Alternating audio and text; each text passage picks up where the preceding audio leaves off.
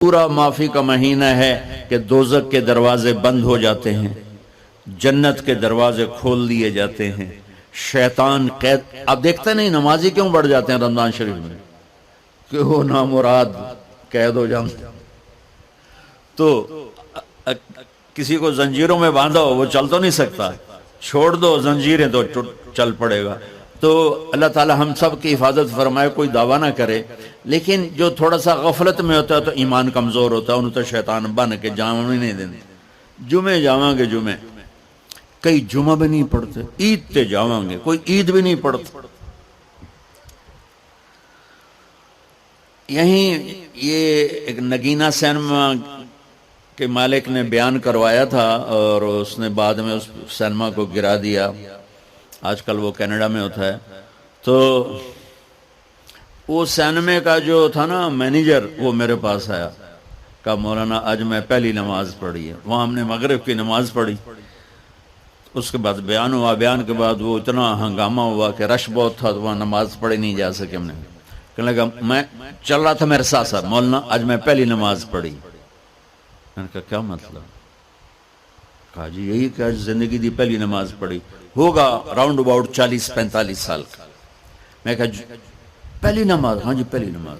جمعہ پڑھے؟ نہیں کدی نہیں. عید؟ نہیں کدی نہیں. آج پہلی نماز توڑے پیچھے پڑھی ہے. شیطان جب قید ہوتا ہے تو زنجیریں کھل جاتی ہیں تو نمازی بڑھنا شروع ہو جاتے ہیں. اس کے بعد جو گھٹتے ہیں نا تو شیطان کی وجہ سے نہیں، اپنی عادت اور سستی کی وجہ سے. پہلے 2-3 دن بڑا جوش ہوندہ ہے، پھر اس کے بعد گھٹتے ادھے کو پھر نکل جاندے ہیں، ادھے رہ جاندے ہیں. تو تراویح میں بھی پہلے پوری مسجد بھرے گی، پھر ایک صف جائے گی، پھر دوسری جائے گی، پھر تیسری جائے گی. تو بھائیو یہ رمضان آ رہا ہے، دیکھو میں ہاتھ جوڑتا ہوں. نماز 5 وقت سارا سال فرض ہے، لیکن روزے کی برکت سے کیا ہوتا ہے؟ شیطان قید ہو جاتا ہے تو وہ سارے بھاگے آ رہے ہوتے ہیں. اللہ سے مانگ لو اس رمضان میں کہ یا اللہ ایسی توفیق دے کہ موت تک نماز نہ چھوٹ. رمضان میں بہت سے لوگ رشوت لینا چھوڑ دیتے ہیں کہ نہیں جی ہن رمضان شریف آ گیا. رمضان شریف بھی تو آیا ہے، لیکن اصل میں شیطان قید ہوا ہے تو اب کہہ رہے نہیں ہن رشوت نہیں لینی، مہینے بعد لواں گے. ڈنڈی مارنے والا کہتا ہے نہیں صحیح تولنا ہے، پھر رمضان تو بعد کٹھی کسر کر لواں گے. وہ کیا وجہ ہے پیچھے؟ ایک تو رمضان کی برکات ہیں، اور ایک شیطان کا قید ہونا ہے، اور ایک جنت کے دروازوں کا کھل جانا، دوزخ کے دروازوں کا بند ہونا، اللہ کے عرش کا پہلے آسمان پہ مستقل ڈیرا ڈال دینا، اور پھر اعلان کرنا ہے کوئی بخشش آنے والا ہے، کوئی معافی مانگنے والا ہے، کوئی توبہ کرنے والا ہے، کوئی جنت مانگنے والا ہے، کوئی دنیا مانگنے والا. آؤ مانگو. اور ایک فرشتہ اعلان کرتا ہے اے بھلائی کے چاہنے والے شاباش آگے بڑھ. اور دوسرا فرشتہ اعلان کرتا ہے اے برائی کے کرنے والے بس کر اور واپس آ جا، بس کر اور واپس آ جا. رمضان کا مطلب ہے جل جانا. رمضان کے لفظ کا مطلب ہے جل جانا. جلنے کا مطلب کیوں ہے اس میں؟ کہ رمضان میں اللہ سارے گناہوں سے اپنے بندوں کو پاک کر دیتا ہے اور ان کے گناہوں کو جلا دیتا ہے، جس سے وہ پاک ہو کر جو سونا آگ میں جل کے خالص ہو کے باہر آتا ہے، روزہ رکھنے والا بھوک کی آگ میں جل کے خالص ہو کے باہر آ جاتا ہے، اللہ اس کے سارے گناہ معاف فرماتا ہے. دھیان نال سنیں جی. سب سے اعلیٰ درجے کا مسلمان، میرے نبی کا جواب، جو سارا دن مصلی پہ بیٹھا رہے، جو ہر سال حج عمرہ کرے، جو مسجد سے نہ نکلے، جو رات کو قرآن پڑھے، دن میں روزے رکھے. نہیں، سنو غور سے سنو. من سلم المسلمون لسانہ ویدہ، سب سے اعلیٰ درجے کا مسلمان فیصلہ بات کا وہ ہے جو اپنے مسلمانوں کو تکلیف نہ پہنچائے، جو ہاتھ اور زبان سے کسی کو تکلیف نہ پہنچائے، وہ سب سے اعلیٰ درجے کا مسلمان ہے. سبحان اللہ، کیا بات. میرے نبی سے ایک صحابی نے پوچھا یا رسول اللہ، ہمارے محلے میں ایک خاتون رہتی ہے، رات کو تہجد پڑھتی ہے، دن میں روزے رکھتی ہے، پر اس کی زبان بہت سخت ہے، بہت بےزتی کرتی. آپ نے کہا جہنم میں جائے گی. کہا جی ایک خاتون ہے جو نہ نفلی روزہ لیکن اس کی زبان کا بول بڑا میٹھا ہے، کہا وہ جنت میں جائے گی. تو سب سے اعلیٰ درجے کا مسلمان کون ہے جو کسی کو تکلیف نہ پہنچائے؟ پھر اس نے پوچھا ای الایمان افضل، سب سے اعلیٰ درجے کا مومن کون ہے؟ تو آپ نے فرمایا حسن الاخلاق، جس کے اخلاق اچھے ہوں وہ سب سے اعلیٰ درجے کا ایمان والا ہے. کیونکہ تکلیف نہ پہنچانا اخلاق کی ایک صفت ہے اور اخلاق کی بے شمار اقسام. میرے نبی نے فرمایا اچھے اخلاق 360 صفات کا نام ہے.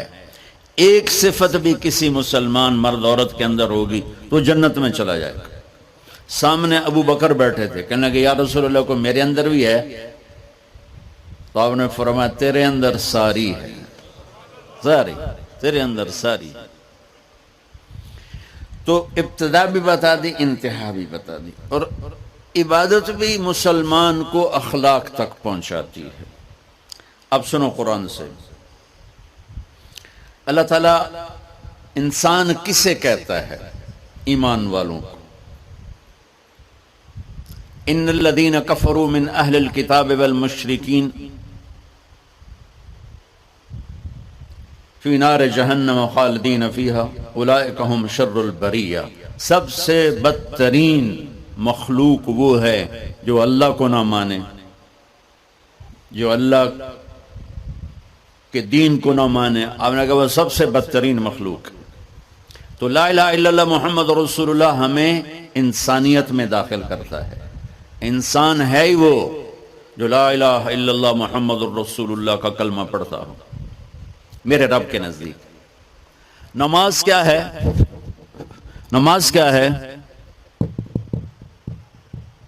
بول بھائی. ہاں، میرا اللہ کہتا ہے ان الصلاۃ تنہا. اب آئی نہیں چل رہا.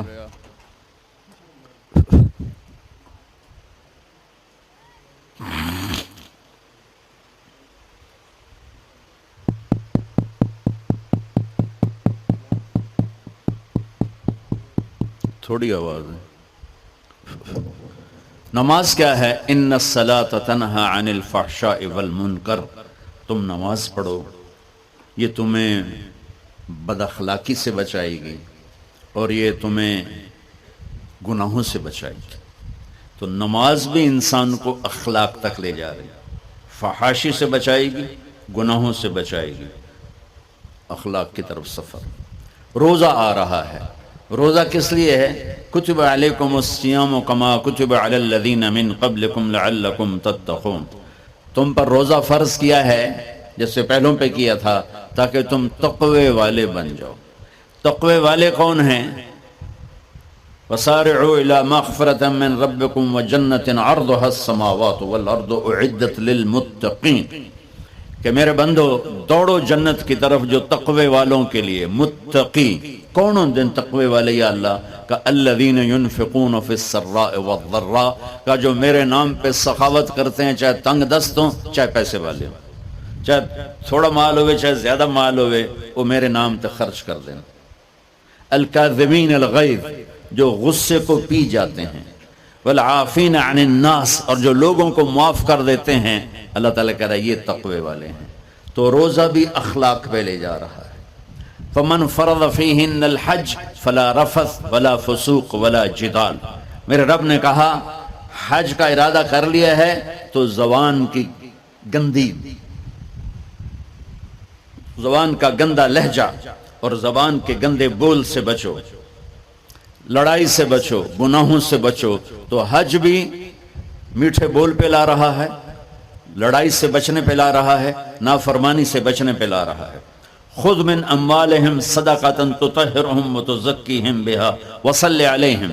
میرا رب فرما رہا ہے میرے محبوب ان سے زکوٰۃ لیں اور ان کو پاک کریں اور ان کا تزکیہ کریں، ان کو ایک اچھا انسان بنائیں. زکوٰۃ ہو اخلاق بنتے ہیں، روزہ ہو اخلاق بنتے ہیں، حج ہو اخلاق بنتے ہیں، نماز ہو اخلاق بنتے ہیں، کلمہ ہو انسان بنتا ہے. یہ اتنا زور کیوں دیا ہے اخلاق پر کہ میرے بھائیو اچھا معاشرہ جو وجود میں آتا ہے وہ ایک دوسرے کو معاف کرنے سے وجود میں آتا ہے.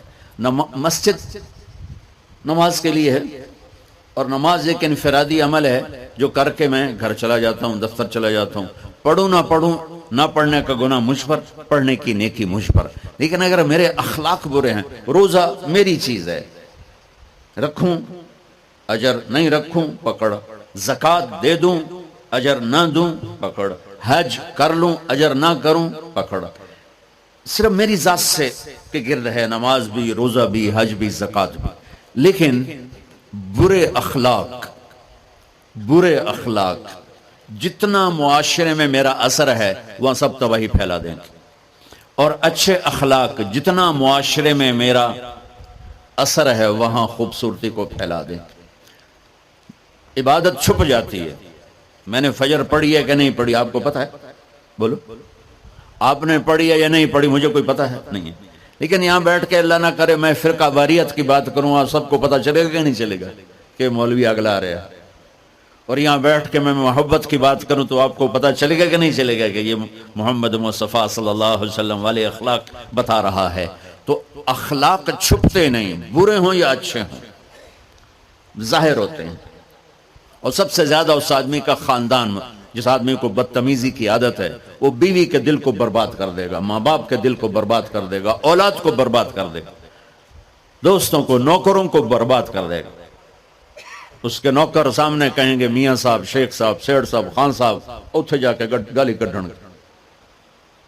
اور جس کے اخلاق اچھے ہوتے ہیں وہ اپنے گھر کو خوبصورت بنا دیتا ہے، رشتوں کو خوبصورت بنا دیتا ہے، ملازموں کو خوبصورت بنا دیتا ہے، اپنے کاروبار کو، اپنی زندگی کو، ہر پہلو اس کا خوبصورت ہو جاتا ہے. اچھے اخلاق لباس کی طرح ہیں جو میرا ہر عیب چھپا لیتے ہیں، اور برے اخلاق ننگے آدمی کی طرح ہے جس کا ہر عیب سامنے آ جاتا ہے. اور اللہ کی رحمت اتنی طاقتور ہے کہ میرا رب فرماتا ہے، یہ تو میں نے 5 غلطیاں بتائی ہیں، لیکن میرا رب فرماتا ہے میرا بندہ میں تجھے عمر بھی دیتا ہوں، طاقت بھی دیتا ہوں، تو اتنے گناہ کر کے زمین فیصل آباد کی سے اٹھا کر آسمان کی چھت کو لگا دے. سوری دنیا گناہگار ہو جائے نا تو آسمان کیا چاند تک بھی گناہ نہیں جا سکتے. اور میرا اللہ کہہ رہا ہے ایک مرد عورت اتنے گناہ کرے کہ آسمان کی چھت کو لگا دے، پھر صرف ایک دفعہ مجھے کہے یا اللہ معاف کر، تو میں سارے ہی معاف کر دوں. تو بھائیو یہ رات بھی معافی مانگنے کی ہے. تو میرے عزیز و رمضان شریف آ رہا ہے، اپنے دل کو کینت سے صاف کرو، بغض سے صاف کرو، نفرت سے صاف کرو. کسی سے لڑے ہوئے ہو اللہ کے واسطے صلح کر لو. یہ لڑنے کی جگہ نہیں ہے، محبت کر کے جاؤ تو اللہ بڑے اونچے عالی درجات نصیب فرمائے گا. اور اللہ تعالیٰ موقع دے تو رمضان میں ایک 3 دن تبلیغ میں اللہ کے راستے میں ضرور لگا لینا. تو سارے بھائی نیت کرتے ہو؟ سنتیں پڑھ. اللہ نے زکوٰۃ فرض کی ہے تو زکوٰۃ نکالو. اب تو اتنے حالات ہیں کہ متوسط طبقہ بھی زکوٰۃ کا مستحق ہے. اپنے زکوٰۃ سے بڑھ کے نکالو، کیونکہ زکوٰۃ دینے والا بخیلوں سے تو نکل جاتا ہے، لیکن سخیوں میں داخلہ اس سے اوپر کرے گا تو ہوتا ہے. 2,500 دے دیا نا 1 لاکھ میں سے تو باپ پہ بخیل کا لیبل نہیں لگے گا، لیکن سخی کا بھی نہیں لگے گا. اوپر چوانی خرچ کر دو تو ایک سٹیپ آپ آ جائیں گے. سخی بن کے زندگی گزارو. لوگوں پہ خرچ کرنے کا مزہ بہت ہے، جوڑنے کے مزے سے زیادہ لگانے کا مزہ ہے. تو رمضان آ رہا ہے، خرچ کریں، زکوٰۃ سے بڑھ کر دیں. انتہائی ضرورت مند ہیں ہمارے لوگ. ابھی تو وہ جو سیلاب سے جو گھر گرے تھے ابھی تو وہی نہیں بنے. کتنے ہزاروں لوگ بے گھر بیٹھے ہوئے ہیں.